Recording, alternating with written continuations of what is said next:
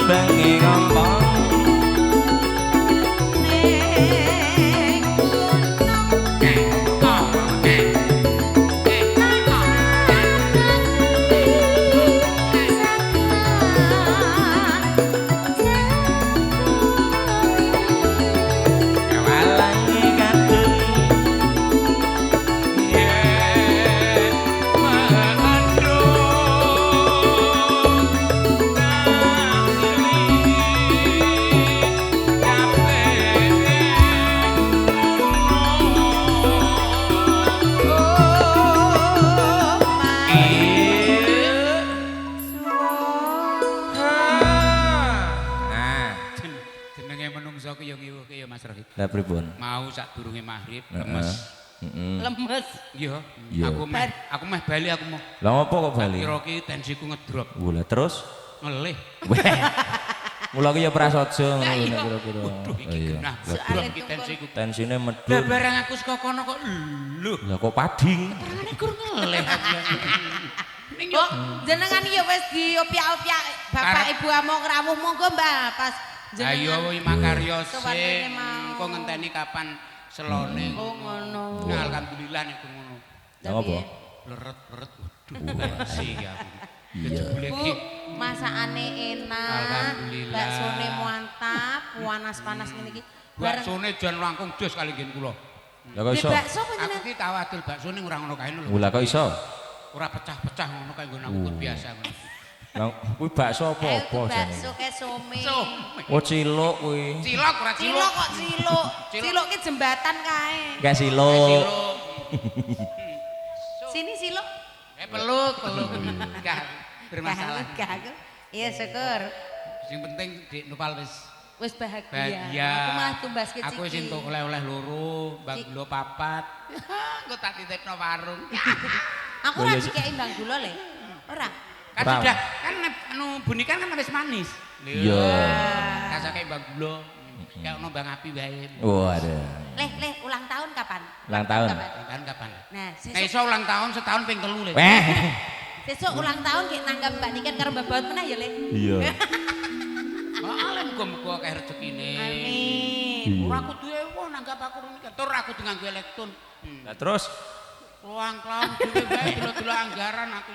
ora ujar ra kaul.